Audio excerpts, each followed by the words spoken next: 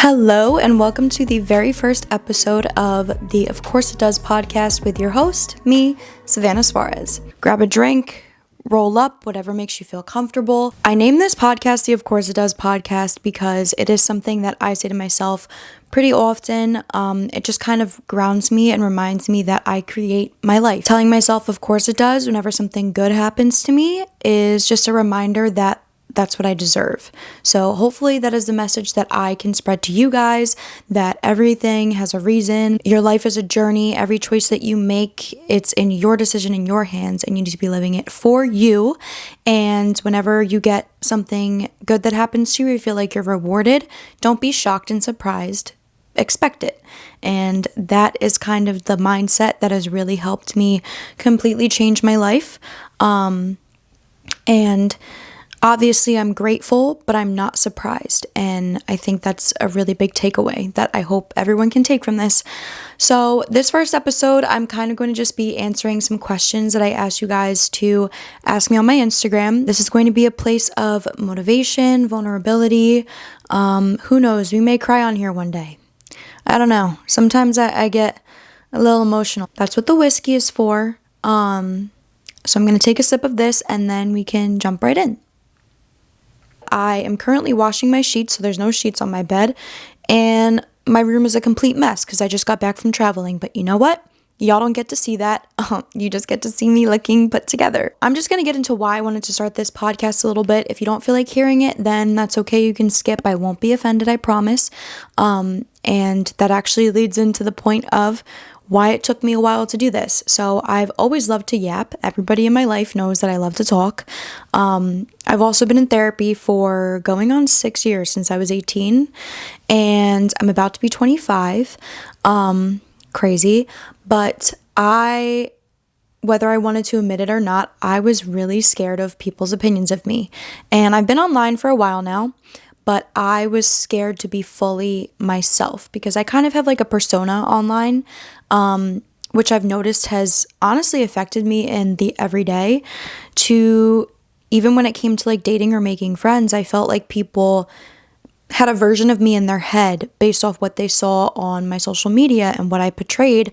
I'm not saying I'm some big shot or anything, but like when you go out and you meet people nowadays, you exchange socials and what they see is what they think, and who can blame them? Like that's a natural human response to think that what you see on someone's social media is who they are. And to a certain extent, yes, but it's also only like 0.3% of me and anybody else that posts online. It's a highlight reel at the end of the day. So on this channel, I want to make sure that I really open up, and in the future, I will have guests. I'm blessed to have so many amazing people in my life, friends, family, that all come from different backgrounds, experiences, and we all do something different for a career, which is honestly really cool to have middle ground and understanding between different fields.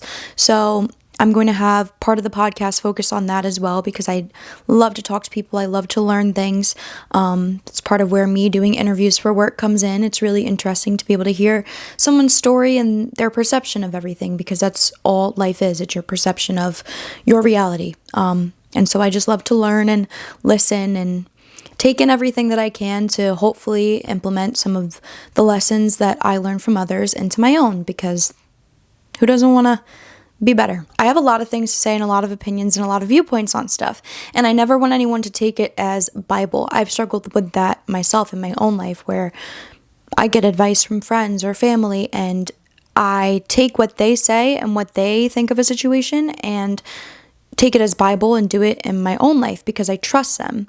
Not because they're making me, but I'm like, oh, well, you have a life that I look up to and you seem happy and you did this, so I'm going to try that. And I feel like this is probably a pivotal moment for everybody when they get to this age, you know, like your frontal lobe developing or whatever part of your brain it is that they tell you doesn't develop until you're 25, where I'm really genuinely living my life for me and making my decisions for me because I've talked about this a little bit on my short form content, but being a people pleaser. Hi, that is me.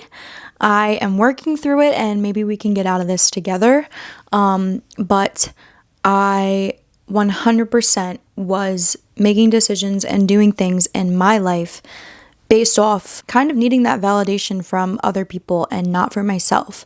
Doing what I thought would give me praise and what would make me look like a good person, not in a manipulative way, but if we want to get therapeutic and deep for a second, I think going back to not feeling valued because of situations I had been through when I was younger or in relationships. So trying to find ways to prove that I was worth something to everyone outside of myself, and really getting to the point in the headspace where I realized, and I know people say it, but one day it clicks for you where you're like, okay, I am valuable and I do have worth, regardless of what you think, and really sticking with that. And healing is not linear. It ebbs and flows, just like everything in this life, and just being able to have tools to help me cope and ground myself when I feel like I'm getting into a negative headspace. I really want this podcast to be interactive with the people that support me. So feel free to comment questions down below. Feel free to DM me. Please, I love talking to people and, like I said, exchanging thoughts and ideas. Everything will always be anonymous. If you want me to share a story of yours on here, feel free to tell me.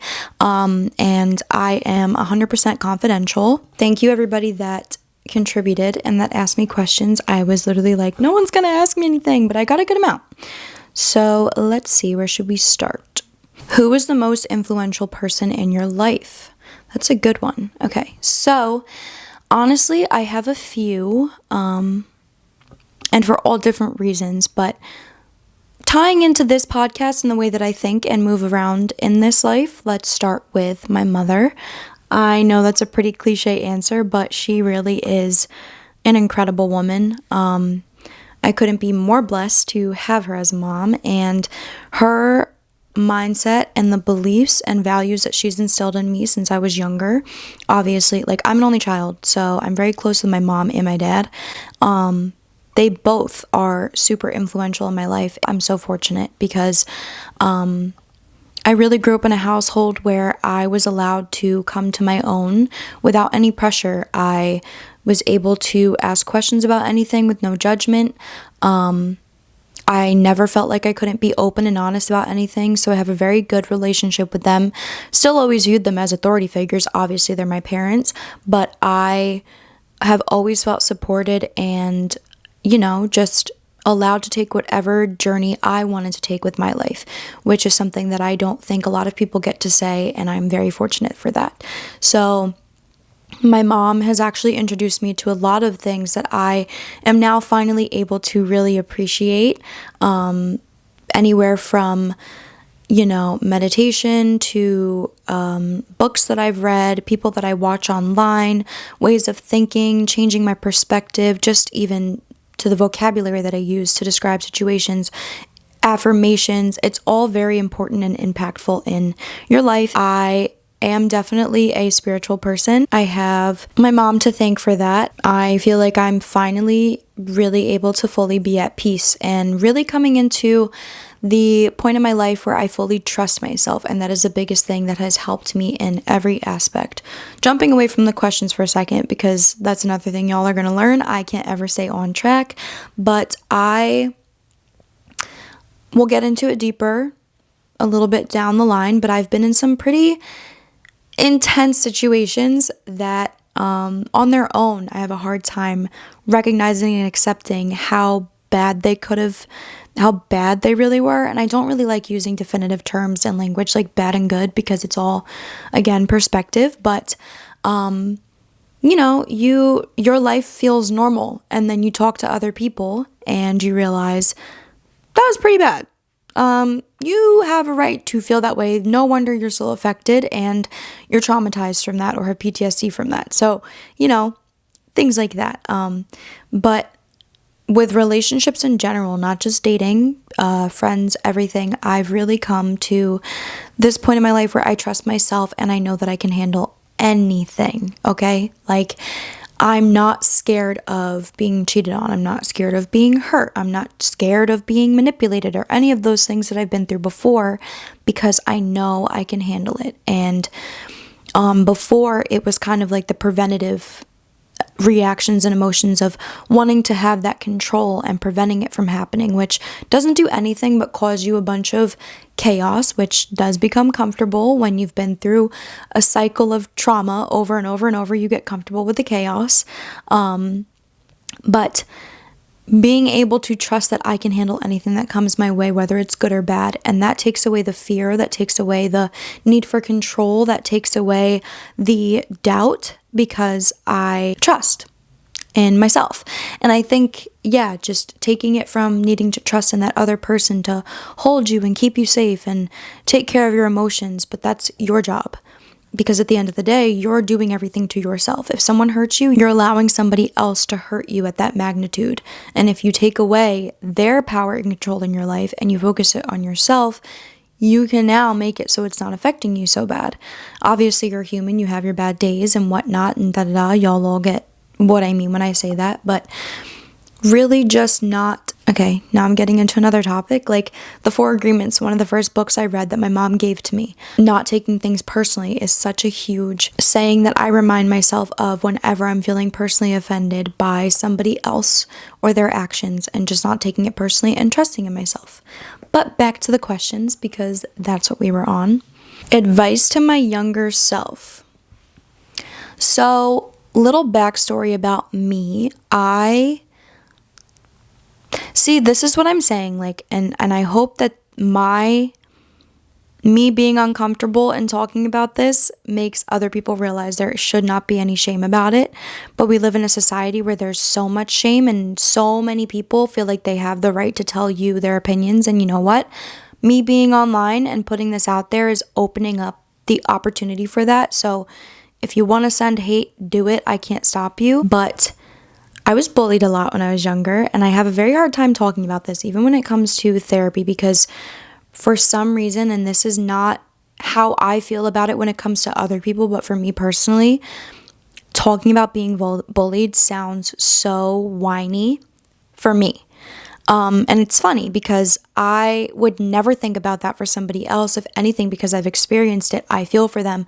But whenever I say I was bullied, to me, it still makes me feel weak, even though you're not. And especially to go through it as bad as I did when I was younger, it was really hard. And I had to move schools a few times. And I grew up in a very loving, accepting, welcoming home. But my outside experience with friends that I had and the way I was treated in school was the complete opposite of that. So for a long time, I had a hard time coming to terms with the fact that I had things in life that affected me the way that they did, because you always hear about someone's home life and the way that they're treated in adolescence and how that affects them. And I'm like, well, my home life was great. Like, my parents were great. I never felt any type of way, and they still are. So realizing that it doesn't just have to be what happens inside of the home, and then also comparing myself to children that I know didn't have a good home life. I felt selfish saying that I also struggled because I had a roof over my head. I always had food in my mouth. Like, I had a bed to sleep in, and I am very fortunate and lucky. This is not me saying that I am not, because that's the other thing. Everyone's experience is their own. There's no need to compare and say one is worse than the other, because what you experience in your life and what affects you and shapes you as a person is going to be personal. No one else is ever going to understand that, no matter how much you tell them. So if anybody makes you feel bad for feeling upset about something just because they think their life was worse, please realize that is a very immature response, and maybe they're not the person to open up to. They're hurting themselves. Maybe they can't recognize that everyone has their own struggles. But I digress, because I feel like I do have a habit of trying to explain where I'm coming from to make sure that I cover all aspects and that I don't offend anyone. But, that's the people pleaser in me. Just know that nothing is coming from me trying to offend anybody. So I really do deeply, truly apologize if I am. I'm just talking about my experience, and hopefully that makes you think about your own. So, advice to my younger self, especially going through the bullying, is you had so many run-ins with people that tried to dim your light, and it was really, really difficult. And you genuinely believed everything that they thought and said about you, and took it personally, and started to think that about yourself. and you might have acted out a little bit and done things for attention and for validation and struggled for a while, but eventually, because of the house that you grew up in and the good friends that you did have in your life, your light never fully got to dim. I think that's the main thing. Like I knew that no matter what happened and how I was feeling in the moment, it was just a moment. That's probably the biggest thing. To remind myself, advice to my younger self, this is all just a moment. Even now, I struggle with the fact that I have a hard time thinking past, not in the way of anxiety of constantly living and thinking in the future, but, just you think about something coming up and that's all you can think about. You can't think about further than that. So if something goes wrong or that situation that you're in right now is going on and it feels so heavy, you feel like that's all that there is and there's nothing else, and it feels like it consumed your whole life. There's always more and there's always something else to do. So right now is just a moment and it will pass. And I know that sounds so cliche, but if I could have really fully understood when I was told that when I was younger, I think I probably would have been in a better headspace. But at the same time, with that being said, I don't regret anything. I truly do think that all of your experiences make you stronger, and I am grateful that I have so much resilience. I think that is one of my best attributes, and that I have such a positive outlook on life. Even though I get in my moments where I'm negative and depressed because I'm a human and I'm a person that has feelings and I get affected by experiences, I am a pretty all-around positive, resilient person, and I owe it to the people that helped me get there. So thank you to the bullies. Y'all made me strong. I think these two go hand in hand.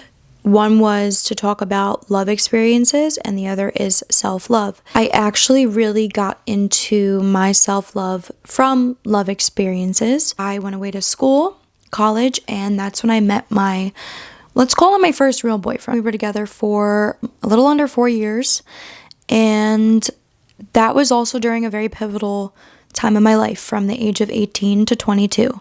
So that's kind of when everyone's, figuring themselves out, moved away from home, a young adult into being legal, to being able to go out and all that fun stuff. I was in a relationship, which, unfortunately, this is not a rare experience for a lot of women, but it was not a good relationship. And he was very emotionally abusive. And again, this is kind of like the bullying thing where I feel like I'm like, woe is me when I talk about this, even though I know that I'm not. It's just, he was a narcissist, and I don't say that as in like he was just cheating and an asshole. Like, it's very complex, and if anybody would like me to do an episode on narcissistic personality disorder, I have plenty of experience with that, and part of why I've been in therapy since I was 18. I didn't realize until after we got out of the relationship that my entire 4 years at that point, when I was 22, that I had been in therapy.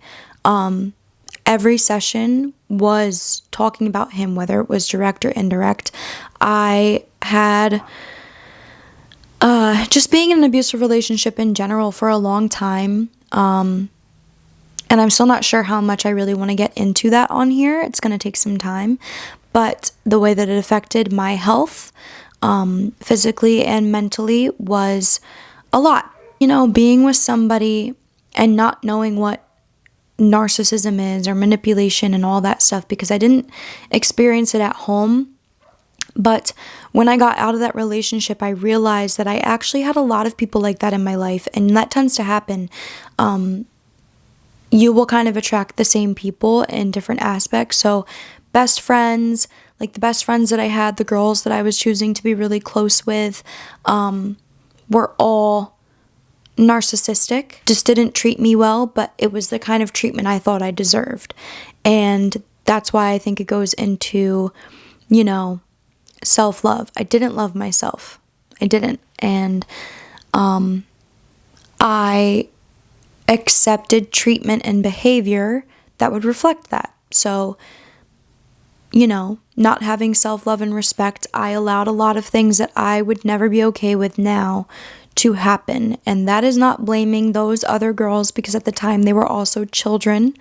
And I forgive everyone that has ever hurt me or done anything. I don't hold any malice. So anything that I'm talking about on here, if any of you are watching this, it is not to harp on it. I'm not going to say I'm over it, because obviously things affect you, but at the same time I'm over it, if that makes sense. Like I don't use it as a way to feel pain and hurt now. I use it as a way to learn and make sense of myself and why I view the world and go about this world in my life the way that I do. And every day I'm learning something new and healing through something and evolving, and I'm grateful for you, honestly. Yeah, I'm grateful because I feel like I learned a lesson and an awareness at a very young age that a lot of people don't learn until they're older. And I think it was for a reason, to be able to help others and to teach others. And again, like I said, unfortunately, this is not a rare situation for women to go through. And I've actually been able to help out a lot of friends and peers heal through their own narcissistic abuse. So I think that's part of my purpose here on this earth. And then also, now I'm currently in a relationship that is very healing and loving, and I'm grateful for it. But it took a lot of work to get here. And honestly, like, being in a healthy relationship now, I know that I'm always going to learn from other people, which is why I'm not scared. A lot of people, I think, that deal with narcissistic abuse, aside from the self-love aspect, are scared to be trusting and get into something new. And I'm honestly like, I have my moments where I feel scared, but I'm excited to push myself and feel uncomfortable with acknowledging my wrongdoings in the relationship and unlearning that trauma and that toxic behavior that I picked up, and just healing myself and evolving. I don't even know if I'm making sense right now, because I think the whiskey's getting to me and I'm also a little nervous. Yeah, I definitely, that sparked my self-love journey, and it took a while. That is why I'm very big on talking about things, because that entire relationship, because I didn't love myself, I accepted certain behavior and treatment, and so I thought it was normal, and I wasn't talking about it. Not because I didn't feel like I could, not because I didn't trust the people around me, but it literally took for my friends seeing him treat me the way he was treating me in front of them for me to even realize that this isn't normal. And from then on, that started my journey, and I'm still learning every single day, but I love myself more and more every day. And I'm not going to sit here and say that I'm fully healed and I'm completely in love with myself, because I'm not, and that's okay. But I'm in a lot better spot than I was those years ago. And yeah, if anybody wants me to kind of talk about narcissistic abuse, I have a lot that I can talk about, and with that, I am pretty educated on it. So I do think I have good tips and signs to look out for, ways that I was feeling being the person receiving that abuse, and then also the way that you think about and view the person that is doing the abuse. I don't know, there's so much to go into it. It is very complex, and I feel like the word is thrown around a lot, which I'm never going to be somebody to tell you what you're going through and what you're not, but I do know that it is, anyone that has been through that can relate to the same things and feelings, and it's hard, and I feel you. If this resonates with you and anything that you're feeling or going through, you are not weak. You are everything but weak. And if they're making you feel like you will be nothing without them, and that you can't get out of this, and that no one will care about you the way that they care about you, or that you're not valued and worthy to anybody, just know that that's how they feel about themselves, and it is a projection of who they are. It has nothing to do with you. And I love you, so take that. That is my journey to self-love, I guess. That was a lot more than I expected to talk about on the first episode. Everything that my life is now, and all the experience that I've been blessed to have, and all the people that I have in my life that I'm so grateful for, there was a time in my life where I couldn't even see me being in the position that I'm in today.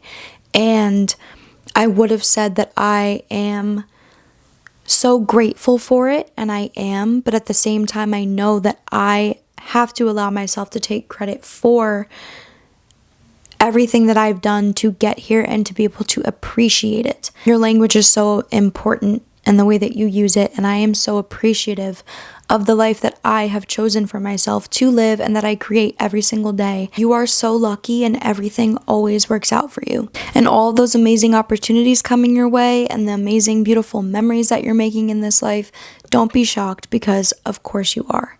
You are meant to enjoy this life. You're not meant to only experience pain and suffering. There is always a way to make this life worthwhile, and I would want nothing more than everyone to be able to experience that and truly feel that and believe that. I hope you guys enjoyed this first episode, and I can't wait to see you guys here next time. Make sure that you like this podcast and subscribe if you want to see more. Remember to get comfortable with feeling uncomfortable, because this life is not supposed to be easy. If it was easy, it would be boring, and who wants to be boring? Cheers to you being extraordinary, and I'll see you guys next time.